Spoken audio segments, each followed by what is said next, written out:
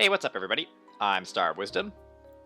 And I'm Asa, the dynamic duo. Okay. I wasn't sure if that was lag or if that was just the way that you chose to deliver that sentence. Okay, you're making this up as you go along. Dynamic duo. What a good bit. Good start. Okay, yeah. So for this episode, I have to go through a cave, and I am not looking forward to it. I should have bought repels or something. But yeah, it's just me going in a cave. But we're trying to keep this episode kind of short because we don't have a ton of time to record. So we're going to do a speed round going through the questions that people had. Wait, before we do that, you should title this episode Spelunking King. These episodes don't get titles. Oh. You could start. Oh, I could have caught a Meloetta in this cave. That would have been cool. I guess it wouldn't have been that good, though. Meloetta is not an amazing legendary or anything. Anyway, yes. So to do a speedrun for this, I'm gonna say we have to answer each of these questions in no more than 5 minutes, which I think is doable. 5 minutes. Okay, yeah. All right. So first question comes from Sam, the coolest fish. Favorite and least favorite types in Pokemon. I'll let you go first. Yeah. Oh, I just got jumped by the Shadow Tree. 1 second. Okay, we're going across a bridge. This is fine. Yeah, that was a bit of a surprise. I'm trying to bring up the comments over on a different window. Yes, favorite types. I really like electric types because they only have one weakness, and they are fast and have good special attack. So, you know, it just fits my playstyle pretty well. So electric types are a big one for me. I tend to like fire types. I usually pick fire type starters. And I like psychic types. I think if I had to pick a top 3, it would be fire, electric, and psychic. But I've always gone back and forth on the order that I like those in. So, yeah. I tend to like fast special attacking Pokemon. Like, that just tends to be what I like for my playstyle. And a lot of fire types, electric types, and psychic types kind of fit that. Cool. Yeah. Yeah. Yeah, you always picked the fire type starters, and I would cycle between grass and water, but doesn't really mean those are my favorites. Right. I mean, yeah, between fire, grass, and water, it's like, I mean, with the starters, you don't have to have any of those be your favorite type. No. For me, I don't know. I really like steel types. I really like dark types. I think, although, like, I think this goes back to our conversation last week about how I think dark type should have been more focused on, like, the shadowy kind of thing. I mean, you got Darkrai, that's kind of a shadowy Pokemon, and that would probably be my favorite dark type. But when I think about it, like, I don't know if I have a favorite dark type. I just kind of like the concept of dark. Yeah. Or I would like it more if it was more focused on the shadowy aspect and not so much on the evil aspect. Anyway, sure. That's pretty long-winded, but I do sort of like dark types. I do like steel types, but again, I can't really name that I have a favorite steel type. But I think my favorite type is ghost. Okay. Yeah, that's fair. I like ghost types. Ghost types are cool. There's some good ones out there. For least favorite types, I used to really dislike stuff like ice and steel. I just tended to not like the designs as much, but as I've played more competitive Pokemon, it's really hard for me to dislike any entire type. Just because I always see, like, there is usually a use for that type, even if it's not the Pokemon, but for that move. So if I was going to pick a least favorite type, I think it would be Bug, just because Bug is... I don't know. It's my least favorite type competitively, because it's basically useless competitively. But a lot of Bug-type Pokemon have really cool designs, so even in that realm, I wouldn't want to say it's my least favorite type because it has redeeming features too. Mm-hmm. So I don't know that I have a least favorite type. Zach has a follow-up question to this that we'll get to in a little bit, but he mentioned just like if we were gonna tie different types together, I guess I dislike when you have overlapping types. Like rock and ground seems redundant. Yeah. Yeah. So anyway, we'll get more into that later. But yeah, do you have any least favorite types? Or not really. I just kind of, I mean, the thing about favorite and least favorite types in Pokemon is it's just like I don't really play it enough to really have favorite and least favorite. But if I had to choose, normal seems pretty dumb. Yeah. Yeah, I mean normal is pretty standard. They're not bad. It's just like, I don't know. There's no standouts for me, which is that's kind of the point. But I just don't really see what their purpose is. I guess I would have to say that going back to rock and ground, I usually try to avoid having rock and ground types on my team, which is bad because those are like rock is a really good offensive type in competitive, but still, I just tend not to like the designs of rock and ground types. Yeah. But yeah, it's hard to actually say it's like a least favorite type because I can see where they all have uses now. Right. Anyway, that's about what I have to say about favorite and least favorite typings. The next pair of questions from Sam were the worst and best movie sequels. And this is actually, I was having some trouble because I haven't seen enough movies, I feel like, to like have stuff come to mind immediately. Yep. If that makes sense. I was going to build off of our conversation last week about Star Wars. I think that was just last week that we were starting to talk about Star Wars. Yeah. I would say that Episode 8 has to be one of the worst sequels to a movie, like, because it just impacted the series in such a negative way. Like, yeah. Like, 7 wasn't amazing, but it wasn't bad. And it was like, it at least had the potential for setup for something better, and then 8 just like tossed any chance that it had of being good out the window. So that's my gut reaction, is that 8 is one of the worst movie sequels of all time.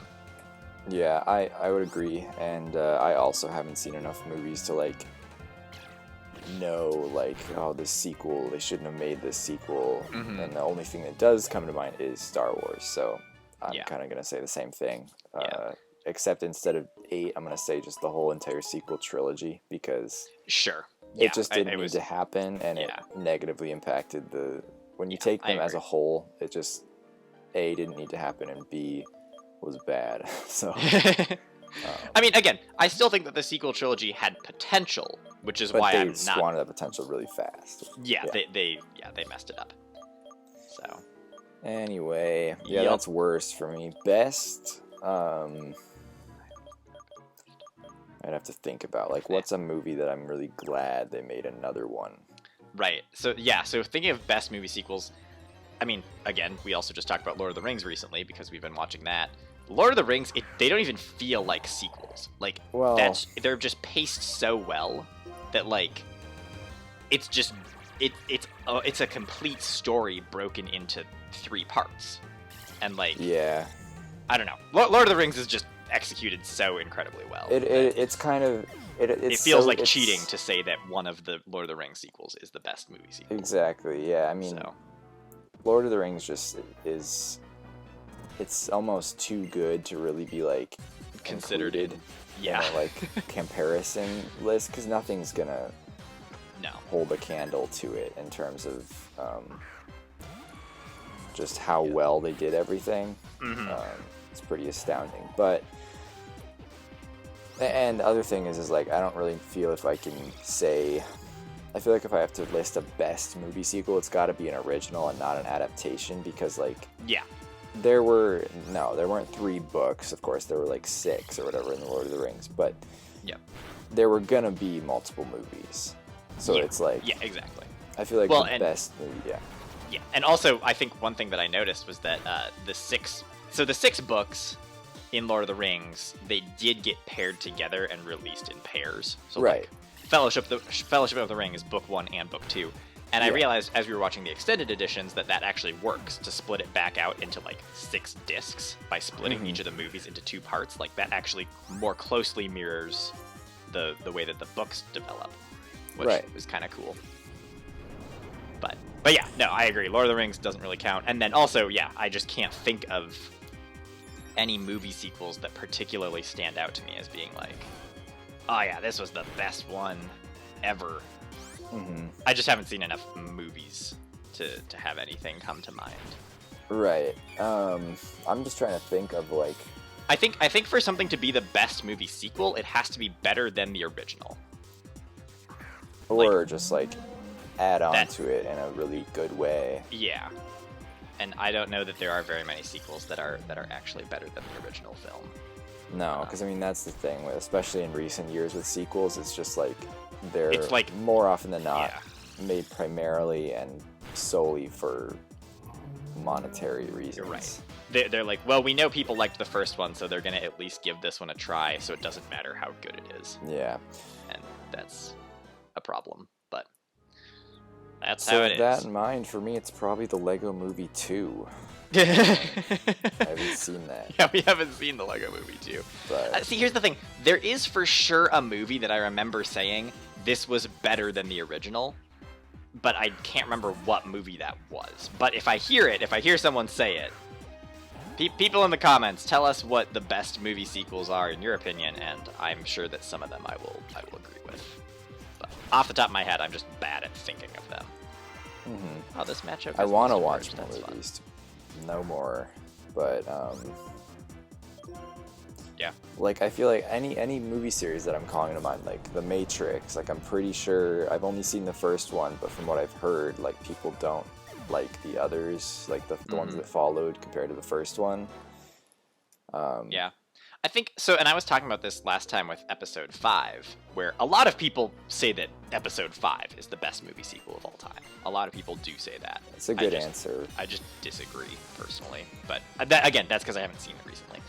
But my argument that I made last time was that making a sequel is so hard unless it's like a 2-part story. More often than not, a sequel to a movie is like the second in a trilogy. And being the middle movie in a trilogy is always really challenging. Yeah. I mean, I guess you could look at the finale of the trilogy. That's technically a sequel to the second movie in the trilogy, so... But, I don't know. I think we've probably, for our speed run of answering questions... probably spent enough time on this. Yeah, we have waffled around enough. For sure, I think we agree that the worst movie sequel of all time is somewhere in the Star Wars sequels, because... Yeah, from what we've seen. It's just egregious to have done such a bad job with such a good franchise. Like, they had no excuse.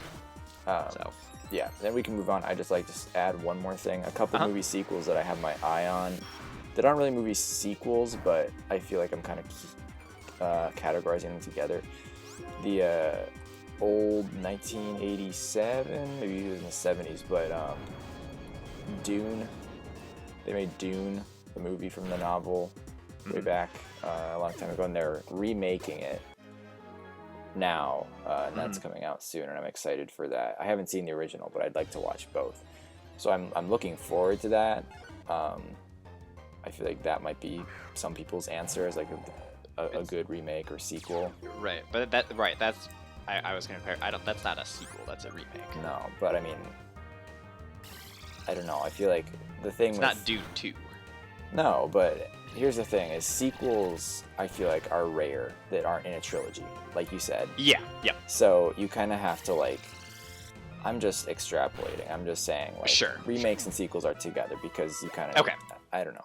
You need to widen the other one playing is field. Avatar 2. I mean, the first Avatar, it's not like it was a masterpiece of storytelling or like whatever, but it was a cool experience, and they're gonna do it again. Yeah. With a sequel, so it's like I'm just interested I don't know. to see. I think Avatar was cool at the time, but I don't know. It'll be interesting to see if they can really turn it into a cinematic franchise. I mean, I don't know if it has the potential. Yeah, here's the thing, and sorry, this is the last thing I'll say about this, Yeah. but Avatar, it was not, for such a big for as big of a deal as they made about it, Mm-hmm. it did not catch on. It did not like No. attract the following, which is No. like, that's why I'm primarily interested to see like, okay, they're making a sequel, like what? Right. So that's the I mean, only they're reason. making like 5 sequels, I think. For Avatar. Yeah, there's No. supposed to be Avatar 2 through, I think 2 through 5. There's 4 sequels Oh, that are Great. all slated to release. Yeah. I'm just saying, like the first one released in 2009, and now finally they're releasing the second one. So I Right. don't think James Cameron's gonna get them all out before. Yeah. Yeah, I don't know. But yes, movies. Next question was, what Pokemon do you think desperately needs a type change and why? Either for thematic reasons or for competitive reasons. And my first thought here is, I don't think I would change any Pokemon's type for competitive reasons, because I feel like Pokemon's typing should match what it looks like. Like, that is what typing comes from, and then that sort of determines whether or not it is competitive or not. So I'm not going to retype anything for competitive reasons, even though, because then I'd just say, well, everything should be Steel Fairy type, because that seems to be the best combo.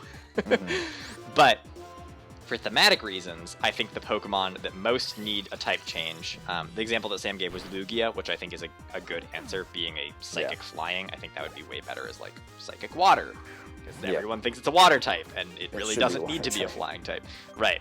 But my big answer for the Pokemon that needs a type change are the Ultra Beasts, because so many of the Ultra Beasts just have the weirdest typings. Like, Nihilego is Bug Rock. I'm like, no, it's Poison? I don't even know what type it is. I think it's Rock Poison. I'm like, I don't know. So many of the Ultra Beasts, their typing just doesn't make sense, and that's where I think it's a problem. I mean, isn't that kind of their thing, though? It's just like, they're just weird. They're just really wild. But some of them do make sense, which is, like, also problematic. Like, you can't have some make sense and some not make sense. You have to have... Like, if they were all wacky typings that just didn't look anything like what they actually were, then I would probably forgive it. But you have Naganadel is a Poison Dragon type, and that totally looks like a Poison Dragon type. Right.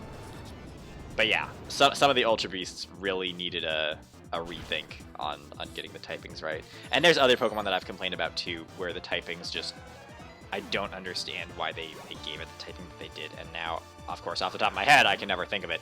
The big ones are the new Galarian forms of Articuno, Zapdos, and Moltres, where they are all... The typing that they retained was Flying instead of their original Elemental typings. And then they changed to being Psychic, Dark, and Fighting.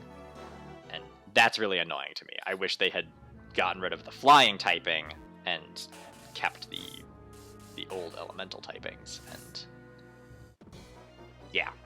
Yeah. So those are the ones that stand out to me as like a lot of Ultra Beasts and then these new Galarian birds that I think they messed up the typing and could have actually had something more accurate to how they actually look.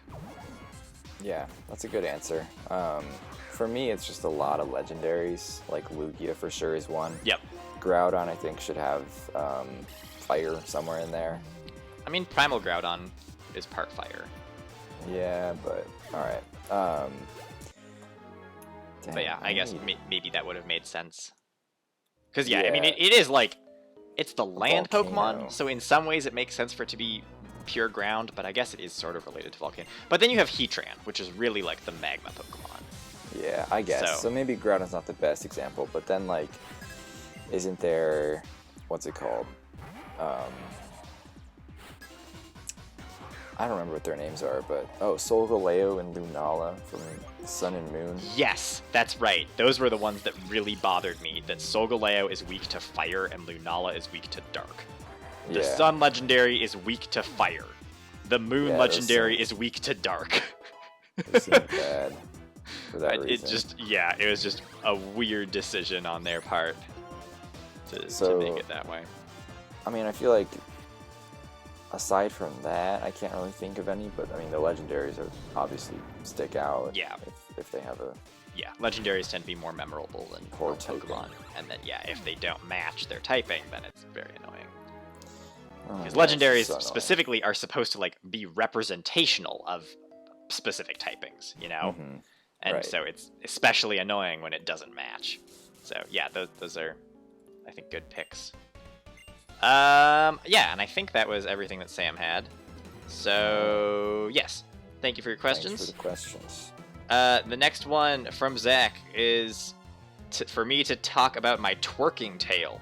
And I have to give some background on this, because in one of Zach and Rachel's 7 Days episodes, somehow they started talking about twerking, and they were like, I forget, I can't even remember exactly how the conversation went, but eventually it was like, how much would you pay to see Jupiter twerk? And I don't remember what the amounts were, but so I left a comment on that video that I was like, my twerking story is too long to tell in the comments, but ask me later. And then, so anyway, that's what this is a follow-up to, is on that video. So anyway, if you haven't seen... Heard of what this? Was that? Has Zach heard of this? Is this new? No, this is the first time that I'm telling this story. This is a wow. Pokemon Black and White exclusive. But I was going to say, check out that episode of 7 Days to Die, because it was so funny. I can't remember which day it was, but all of the ones with Rachel are just hilarious. So the whole series. Yeah, watch the whole series, but especially that twerking episode made me just crack up. Rachel just had so many funny lines in that episode. And anyway, so the twerking story. It's actually not nearly as exciting as I may have made it sound to Zach when I left the comment. But basically, I back at the Spanish camp that I attended for a month. It was a Spanish immersion camp that worked like a regular summer camp, but it was all in Spanish for the most part. And so there were like, you lived in a cabin with various people, and it was kind of like a team that you were on. It was like your house. And there were certain things, like they would have like camp-wide game days and stuff, or events where you would participate as a house to do things. And for one of these occasions, something we had to do as a house was like, we had to come up with a house dance, and basically everyone in the house was like not interested in making a dance. They were like, we're just gonna get up when it's our turn to do our house dance in front of everyone. We're gonna get up and we're all just gonna twerk. That was their plan. So I was like, I mean, all right, I guess. So anyway, it was like 5 or 6 of us that just like, they were like, all right, here's our house dance, and we just like twerked for like a minute, and then we got shut down. They like made us stop. Oh my god. But anyway, it was so strange. it was pretty funny. I think I'm sure it was terrible. I'm sure I bet we probably only went for like 5 seconds before we all just collapsed laughing. But anyway, that's my entire twerking story. Sorry if it's a letdown from what you may have been expecting, but that was the first and last time that I have twerked, and no, it was not exciting. And I just picked up a Cherish Ball, so that's exciting. I have $80,000 in my Pokemon game. That is a lot of dollars. Yeah. Anyway, yes. So then I think Zach's follow-up question to that is, Asa, have you lost respect for your brother? No, I mean, that's interesting. But, it's interesting. No, mostly I'm pretty sure the reason why they suggested it were like, they were like, we don't want to come up with a dance. We're just gonna like do this as a gag. And like, I think everyone laughed. I think everyone thought it was really funny. And it wasn't like we then got, flack from it afterwards. Like, I didn't hear anyone make a comment about it. I think everyone just thought it was funny. Oh yeah, so it was a joke. And probably topical too, because like, what year was that? Because that's the other thing, is like, for the context, I think that was, I'm sure twerking has been around as a dance move or whatever for much longer, but sure. I feel like that was around the time that it was starting to become more popularized, or having an upswing, where it was like, oh yeah, twerking, that's a thing that you do. Which, I mean, nowadays twerking is just like such an old thing. Yeah. Yeah. So this was like, let's see, I think this would have been 2013, I think. That sounds probably accurate. Was when I went to that Spanish camp. So yeah. Yep. Yeah, no, because I'm sure that was the reason why they were like, oh yeah, twerking is the move to go to. That's what we're gonna do. Right, and that's probably why it was funny. Like, I bet if right. people did that today, right, like if you did it like, now, oh it would just be God. really weird. Yeah. But no, I think it was a very successful execution of a poorly executed dance move by like 5 or 6 high school guys that clearly couldn't twerk. Right. Yeah, I mean, that just sounds like a funny time. A rolling, laughing time, as I say. But yes, hopefully, Zach and Rachel, that answers your question. I am not interested in twerking again for payment. You missed your opportunity. Should have been at the Spanish camp. Wait, Jupiter, how much money would you want? Would you? Well, oh no. So here. I think Rachel's question was like, would you twerk to save someone's life? And yes, duh. If saving someone's life, then I mean, if that's all you'd have to do to save a life, duh. If you're not twerking at that point, you're basically signing that person's death. So yes, obviously. But for money, I don't know. I mean, because here's the thing: it's not going to be good. It's just to see me fail at executing a twerk, and yeah, I'm not self-conscious enough to have like a limit where I'm not gonna make a fool of myself so in that way. You know? Well, no, not any amount of money, but I feel like for, you know, a couple $100 to like. Here's the thing: it's like, how long am I twerking for? Like, what is the audience that I am twerking in front of? I think that what you're basically gonna see is I'm gonna attempt to twerk for like 3 seconds and then fall apart laughing.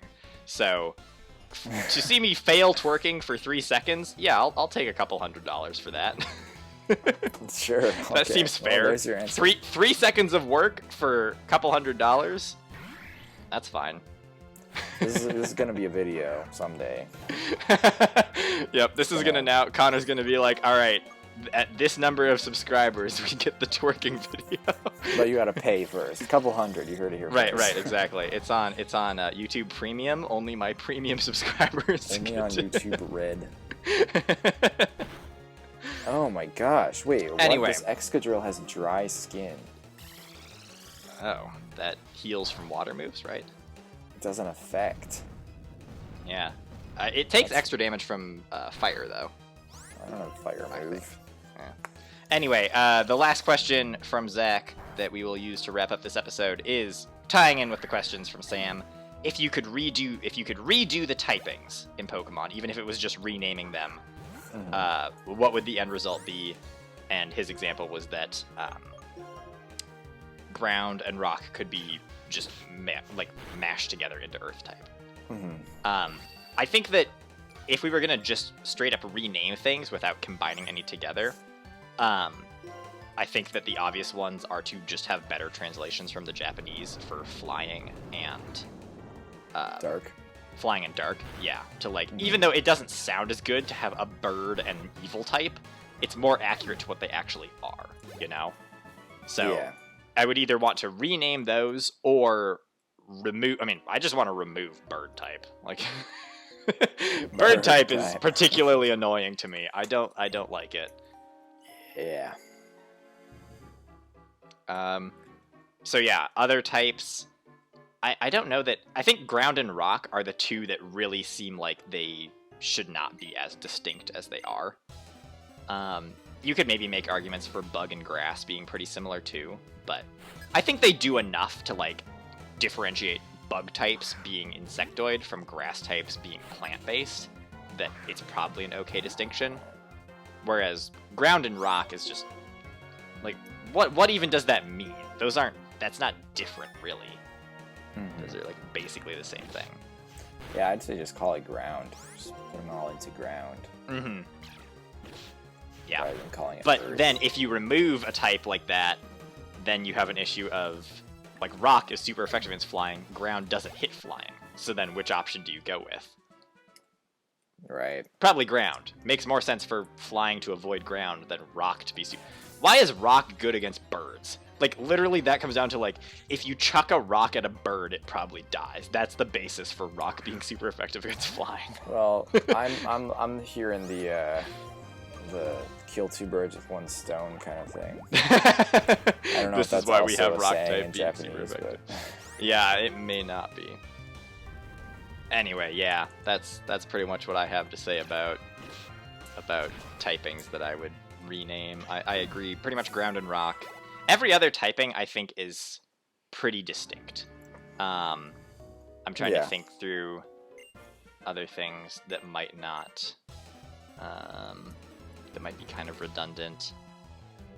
I mean, you think of like Dark and Ghost are kind of similar, but they are definitely distinct. I think Fairy stands out from everything. Yeah, there really aren't any other types that I think need to be removed, or need to be combined, or have their names changed. Right. Unless... I don't know, having a whole separate ice type sometimes seems like a lot, but because they've made so many ice type Pokemon, it doesn't seem as big of a deal. Like they could have mixed in ice types as water types. So here's one thing we could look at. When you have the Pokemon trading card game, certain types are not represented with energy. Like rock and ground types are all just fighting types in the trading card game, which is also weird. That definitely doesn't work, but they're brown cards, so I guess it works. I'm back at the entrance of the cave. Kind of by colors. I somehow did a big circle and ended up back where I started. Wait, are you in that cave where there's like you gotta wind your way down to the middle? No, I'm in Chargestone Cave with all of the electric rocks. Anyway, I just went in a big circle. I knocked out a bunch of trainers, so it was probably good overall, but if you're in a good place to stop, maybe this is a good place to wrap up this episode. I'm almost there. I just have to defeat this doctor, and then I can actually heal myself, so I can stop having to run out of this whole cave and go back to the city to heal my Pokemon to get my 10 PP back. Yep. I'm gonna go try to find... There's a doctor in this cave as well, so I'm gonna go try to find him and heal up, and then, yeah, I think we can wrap up the episode. But thank you all for your questions. That was very good. Good topics of conversation, as always. Keep them coming. Yeah, I think we've pretty much done to death movies and stuff to do with Pokemon typings. I feel like we've talked about that in so many episodes now. I don't know. We might be like running dry on topics of conversation, which isn't terrible. Are there any kinds of questions that you'd like to see on like kinds of questions that we want to talk about? Yeah. I mean, I don't know. I feel like if I could pick out topics of conversation that I want to have, then I would be able to come up with them on my own. Here's the exact question I want you to ask. Yeah, right. Ask us this question. Yeah, I mean... No, I'm just thinking about like topics that we haven't discussed as much of, and I mean we haven't really talked much about magic. So I mean, I know Griffin and Zach could probably come up with some magic-related questions for us. And Connor will not care about them at all. Yeah. D&D related questions. I think we had we talked about D&D in an episode, but I don't know that we necessarily had a D&D related question. But I would be happy to answer more questions about like stories from our lives. Yeah, sure. Yeah. Yep. Yeah, no, I'm kind of at the point where whatever people ask, we're pretty much gonna at least recognize the question and say that it was asked. So, I mean, yeah, it's like, what do you want to hear commentary on, and what is interesting to you? Also, I mean, if it's more movie content, then that's great. But just remember that I haven't seen enough movies, so most of the time my answer is gonna be, I don't know. Movie recommendations. Movie recommendations could be interesting. I mean, yeah, we had that whole era of music recommendations. So maybe we're not gonna watch a whole movie. Right, we're not gonna watch them. You can just recommend them, and then we can say whether we think they sound interesting or not. We might watch them eventually, but we're not gonna watch them in the week between episodes, with music. That's the basic rule with these questions is you can ask whatever you want, but don't expect us to do any research. Like, I'm not I usually don't think about the questions until I'm reading them in the episode. Like, I'll read them as they come in so I can like the comment, but I don't, like, really think of a full answer until we're actually in the episode. So it's not going to work if you keep asking for detailed response questions. These are all opinion-based things for the most part. Yeah. But yeah, did you find the doctor yet? Yeah, I beat him. Okay. I just will finish up killing this Lickitung, and then we can wrap it up. Wait, what level's your Pokemon? I'm at level 47 right now. Okay. So. Leave your predictions about how many episodes it'll take for us to beat the Elite Four. So, wait, where are you right now? I'm in that weird cave. After Mistralton City. After Mistralton. Mistralton was the 7th gym? Or the 6th? No, I think it's the 6th. It's got to be the 6th. Okay, that's the flying gym. I forget what the 7th gym is. But I think you encounter Reshiram and Zekrom before the 8th gym in this game. Mm-hmm. So yeah. we're coming up on... I don't know, you're getting close to the end. It's going to be a bit for me. I'm still struggling, but I'm making progress now, at least. I'm not just training and grinding up levels. I've got my level 47 Claydol, and that's what we're going with. Mm-hmm. Yeah. But yeah, thanks for watching. Thanks for your questions, and we'll see you again next week.